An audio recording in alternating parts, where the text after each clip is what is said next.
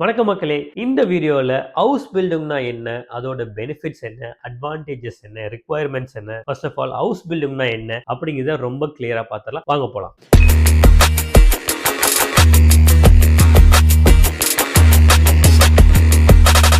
First of all what is house building? House building அப்படின்னா இங்கிலீஷ்ல vocational training. நீங்க ஜெர்மனில வந்து இந்த ஒகேஷனல் ட்ரைனிங் ஆப்பர்ச்சுனிட்டியை நீங்க யூஸ் பண்ணிக்க முடியும்.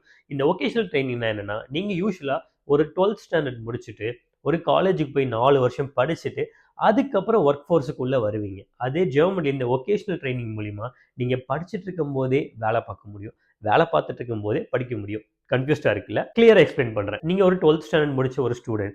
நீங்க ஜெர்மனி போய் இந்த வொகேஷனல் ட்ரைனிங்கை எடுத்தீங்க அப்படின்னா, ஃபர்ஸ்ட் ஆஃப் ஆல் உங்களுக்கு வந்து 2 விஷயம் தேவைப்படும். உங்களுக்கு ஒரு எம்ப்ளாயர் வேணும், உங்களுக்கு ஒரு ஸ்கூலும் வேணும். ஏன்னா இது டியூவல் வொகேஷனல் ட்ரைனிங். நீங்க படிக்கவும் செய்யணும், நீங்க வேலை பார்க்கவும் செய்யணும். ஸோ நீங்க ஒரு எக்ஸாம்பிளுக்கு நீங்க ஒரு நர்ஸாவோ, இல்ல வந்து ஒரு ரெஸ்டாரண்ட்ல, இல்ல ஒரு ஐடில வேலை பார்க்கணும்னு நினைக்கிறீங்க. ஸோ உங்களுக்கு ஒரு எம்ப்ளாயர் தேவைப்படும். அந்த எம்ப்ளாயரே வந்து உங்களுக்கு அதே சிட்டில ஒரு ஸ்கூலையும் ஆர்கனைஸ் பண்ணுவாங்க. இந்த ஸ்கூல் வந்து ஒரு கவர்மெண்ட் அப்ரூவ்டு ஸ்கூலாக இருக்கும். ஸோ நீங்கள் ஜெர்மனி போய் லேண்ட் ஆனதுக்கப்புறம் ஹவுஸ் பில்டிங்கை பண்ண ஆரம்பிப்பீங்க.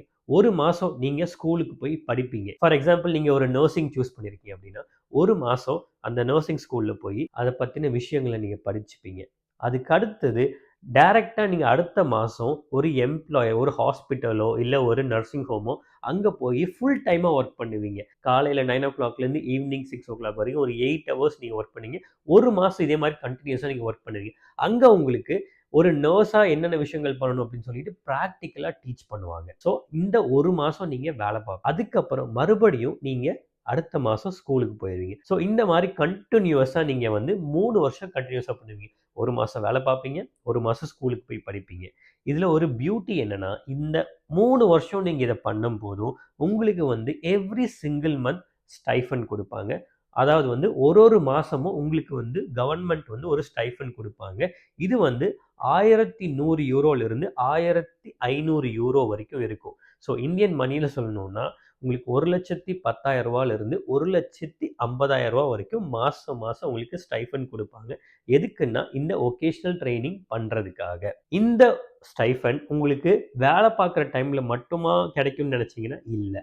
அந்த கண்டினியூஸாக 3 வருஷமும், அதாவது நீங்கள் ஸ்கூலில் படிச்சுட்டு இருக்கும் போதும் சரி, எம்ப்ளாயர் கிட்ட வேலை செஞ்சுட்டு இருக்கும் போதும் சரி, 3 வருஷமே எவ்ரி சிங்கிள் மந்த் உங்களுக்கு இதை கொடுப்பாங்க. இதுதான் house building. Second, requirements of house building. நீங்க ஒரு ஹவுஸ் பில்டிங் ஸ்டார்ட் பண்ணணும்னா அதோட பேசிக் ரிக்வயர்மெண்ட் என்னன்னு தெரிஞ்சுக்கணும்.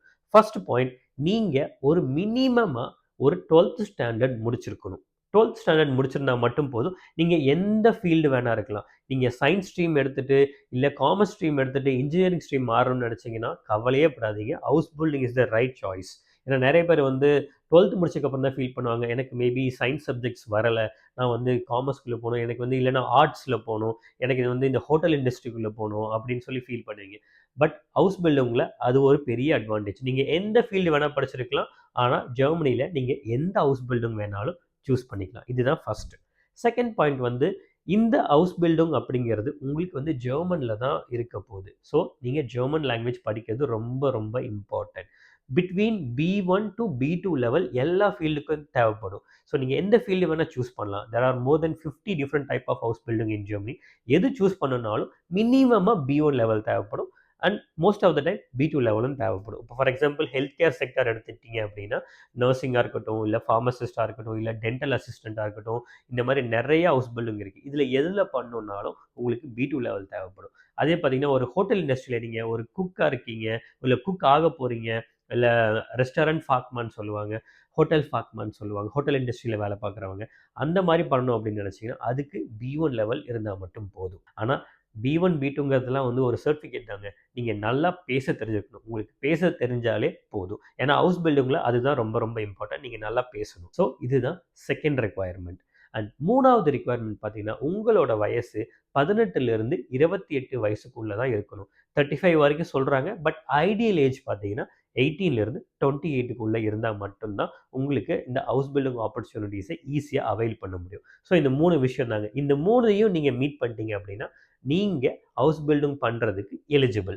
So these are the requirement to start an house building. Next, type of house buildings. ஜெர்மனில என்னென்ன டைப் ஆஃப் ஹவுஸ் பில்டிங் இருக்குன்னு பார்க்கலாம். ஸோ இப்போ ஃபார் எக்ஸாம்பிள் பார்த்தீங்கன்னா நீங்கள் 12th முடிச்சு என்ன பண்ணுவீங்க, நீங்கள் ஒரு இன்ஜினியரிங் செக்டார் இல்லைன்னா வந்து ஒரு ஆர்ட் செக்டார், ஒரு காமர்ஸ் செக்டார், இல்லைன்னா வந்து ஒரு மெடிசன் செக்டாருக்குள்ளே போவீங்க. அதுக்குள்ளே நீங்கள் சூஸ் பண்ணுவீங்க, நான் வந்து ஒரு டாக்டர் ஆகணும், ஒரு நர்ஸ் ஆகணும், இன்ஜினியர் ஆகணும். Engineer electrical engineer, mechanical engineer, அந்த மாதிரி நிறைய இன்ஜினியரிங் சொல்லிட்டு போகலாம். அதே மாதிரி ஹவுஸ் பில்டிங்லேயும் கிட்டத்தட்ட நூற்றுக்கணக்கான ஹவுஸ் பில்டிங் டைப்ஸ் இருக்குங்க. ஸோ நீங்கள் வந்து டென்டல் அசிஸ்டன்ட் ஆகலாம், ஒரு நர்ஸ் ஆகலாம், இல்லை வந்து ஒரு ஃபார்மசிஸ்ட் அசிஸ்டன்ட் ஆகலாம், அப்புறம் வந்து ஹோட்டல் இண்டஸ்ட்ரியில் போகலாம், ரெஸ்டாரண்ட் இண்டஸ்ட்ரியில் போகலாம், ஒரு குக் ஆகலாம், ஒரு ஐடி ஃபீல்டில் போகலாம், அந்த மாதிரி வந்து எலக்ட்ரீஷியன் ஆகலாம், மெக்கானிக்கல் ஆகலாம், டெக்னீஷியன்ஸ் ஆகலாம், பிளம்பர்ஸ் ஆகலாம். இந்த மாதிரி நிறைய ஃபீல்ட் சொல்லிகிட்டே போகலாங்க. மோர் தென் 100 டைப் ஆஃப் ஹவுஸ் பில்டிங் இருக்குது. ஸோ இதில் நீங்கள் உங்களுக்கு எந்த ஃபீல்ட் பிடிச்சிருக்கோ அந்த ஃபீல்டில் தாராளமாக சூஸ் பண்ணிக்கலாம். housebuilding.de அப்படின்னு சொல்லிட்டு ஒரு வெப்சைட் இருக்குது. அந்த வெப்சைட்டுக்குள்ளே நீங்கள் போனீங்க அப்படின்னா, அந்த வெப்சைட் வந்து உங்களுக்கு இங்கிலீஷ்லேயும் இருக்குது, ஜெர்மன்லேயும் இருக்குது. அந்த வெப்சைட்டுக்குள்ளே போனீங்கன்னா உங்களுக்கு ரொம்ப கிளியராக என்னென்ன டைப் ஆஃப் ஹவுஸ் பில்டிங் இருக்குது, யாரெல்லாம் இதை ஆஃபர் பண்ணுறா அப்படின்னு சொல்லி ரொம்ப டீட்டெயிலாக போட்டிருப்பாங்க. தயவு செஞ்சு அந்த வெப்சைட்டை போய் பாருங்கள், ரொம்ப யூஸ்ஃபுல்லாக இருக்கும். ஸோ இப்போ உங்களுக்கு ஹவுஸ் பில்டிங்னா என்னன்னு தெரிஞ்சிருச்சு, ஹவுஸ் பில்டிங்கோட ரிக்வயர்மெண்ட் தெரிஞ்சிருச்சு, ஹவுஸ் பில்டிங்கோட டைப்ஸும் தெரிஞ்சிருச்சு. ஃபைனலாக பெனிஃபிட் சொல்ல வேண்டாமா? So benefits of house building. So நீங்கள் ட்ரெடிஷ்னலாக போய் ஒரு 3 வருஷம் யூனிவர்சிட்டியில் போய் படிச்சுட்டு வந்து அதுக்கப்புறம் ஒர்க் ஃபோர்ஸுக்குள்ளே போவீங்க. பட் இங்கே பார்த்தீங்கன்னா right from the day one house building start பண்ண மாதத்துலேருந்தே நீங்கள் டியூஷன் ஃபீஸ் எதுவும் பே பண்ண மாட்டீங்க. ஆனால் கவர்மெண்ட் அண்ட் எம்ப்ளாயரே உங்களுக்கு மாதம் 1100 1200 யூரோ கொடுப்பாங்க. ஸோ இந்த காசை வச்சுட்டு நீங்கள் உங்களோட எக்ஸ்பென்சஸ், அதாவது இங்கே செலவு இருக்குல்ல, நீங்கள் ஜெர்மனி வந்துட்டீங்க அப்படின்னா உங்களோட வீடு, food, rent, water, accommodation, transportation, electricity, அதுக்கப்புறம் வந்து க்ராசரிஸ், இந்த மாதிரி நிறைய இருக்கும்ல, இதை எல்லாத்தையுமே உங்களால் வந்து மேனேஜ் பண்ணிக்க முடியும். இந்த 1200 யூரோஸை வச்சு உங்களால் மேனேஜ் பண்ண முடியும். ரொம்ப வந்து நீங்கள் வந்து லக்ஸரியாக இருக்க முடியாது, but you can live a comfortable life that you don't have to expect anything from your parents. So most of the ஸ்டூடெண்ட்ஸோட கன்சர்ன் என்னென்னா இருக்கும், என்னவா இருக்குன்னா வந்து நான் வீட்டில் காசு வாங்கணுமா அப்படின்னா, ஹவுஸ் பில்டிங் ஆரம்பிச்சிங்கன்னா நீங்கள் வீட்டில் காசு வாங்க வேண்டிய அவசியமே தேவைப்படாது. இவங்க கொடுக்குற ஸ்டைஃபண்டை வச்சு நீங்கள் மேனேஜ் பண்ணிக்க முடியும். இந்த 1100 1200 எவ்ரி மந்த் உங்களுக்கு சேலரி வந்துட்டே இருக்கும். அதை வச்சு நீங்கள் உங்கள் ரெண்ட்டை பே பண்ணிப்பீங்க, உங்களோட லிவிங் எக்ஸ்பென்சஸை மேனேஜ் பண்ணிப்பீங்க. இதுதான் வந்து ஒரு மிகப்பெரிய அட்வான்டேஜ். ஒரு 18 19 வயசில் நீங்கள் தனியாக ஜெர்மனிக்கு வந்து உங்களோட லைஃப்பை நீங்களே ஏர்ன் பண்ணி நீங்களே இங்கே வாழ முடியும். அது ஒரு ஒண்டர்ஃபுல் ஆப்பர்ச்சுனிட்டி இல்லையா? ஸோ இதுதான் ஒரு பிக்கெஸ்ட் அட்வான்டேஜ். செகண்ட் அட்வான்டேஜ் என்னன்னு பார்த்தீங்கன்னா, நீங்கள் இந்த 3 வருஷம் ஹவுஸ் பில்டிங் பண்ணி முடிக்கிற டைமில் 99% ஆஃப் த டைம் அதே எம்ப்ளாயர் உங்களை ஹையர் பண்ணிப்பாங்க.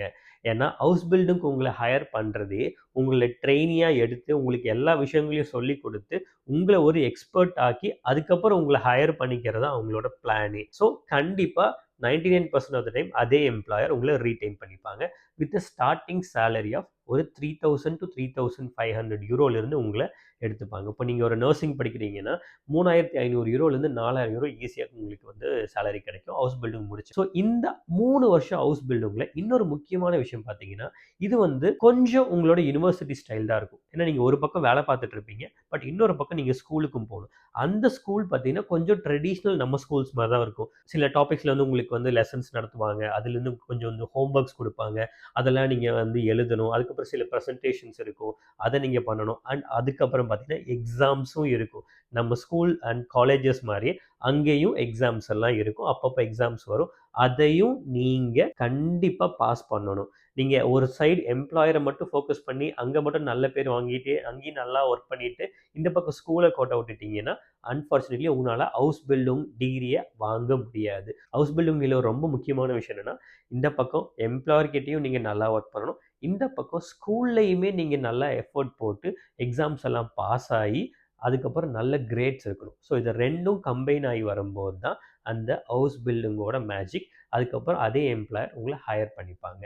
பட் இன்கேஸ் நீங்கள் இங்கே இந்த ஸ்கூலில் ஏதாவது சப்ஜெக்ட்ஸ் எல்லாம் நீங்கள் ஃபெயில் ஆகிட்டீங்கன்னா மறுபடியும் ரிப்பீட் பண்ணி நீங்கள் எழுதிக்கலாம். அந்த 3 வருஷத்துக்குள்ளே அதை நீங்கள் முடிச்சுக்கலாம். இன்கேஸ் நீங்கள் அதை முடிக்க முடியல அப்படின்னா அதை நீங்கள் எப்போ முடிக்கிறீங்களோ அப்போ தான் உங்களுக்கு அந்த ஹவுஸ் பில்டிங் அப்படிங்கிற ஒரு டைட்டில் ஆர் டிகிரி கொடுப்பாங்க.